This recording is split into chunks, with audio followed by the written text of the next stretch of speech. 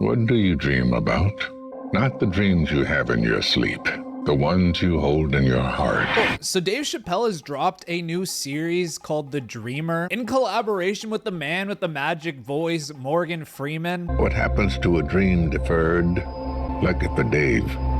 He doesn't know. Excellent choice. And he starts off swinging pretty hard, going after the trans community, talking about disabled people, and he discusses an elaborate story about the time he met Jim Carrey on the set of Man on the Moon, a film set on a story about a comedian named Andy Kaufman, who was known as a performance artist. Like, his personality was very quirky and awkward. He almost lived in like a fictional personality. And Dave Chappelle mentions how Andy Kaufman reminds him of the trans community. And you guys can probably understand how he's drawing some parallels to both of those. And at that point, he promised to stop making trans jokes, but then proceeded to make more about them. He joked about writing a play about a trans woman whose pronouns are N-word and who dies of loneliness because white liberals don't know how to talk to her.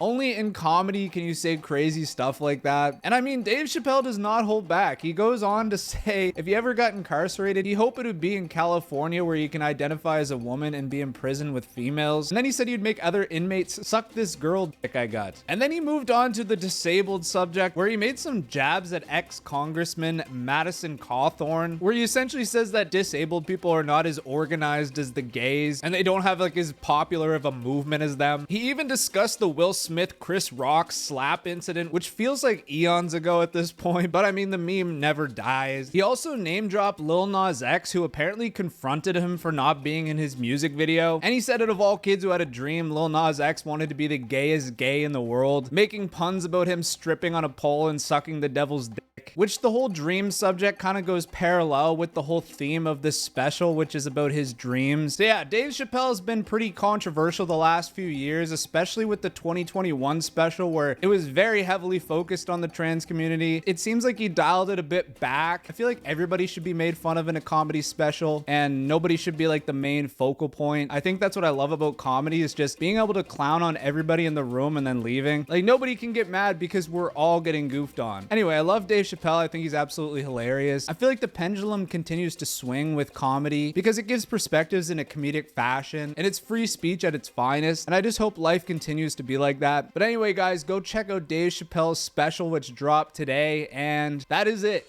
Ta-ta for now.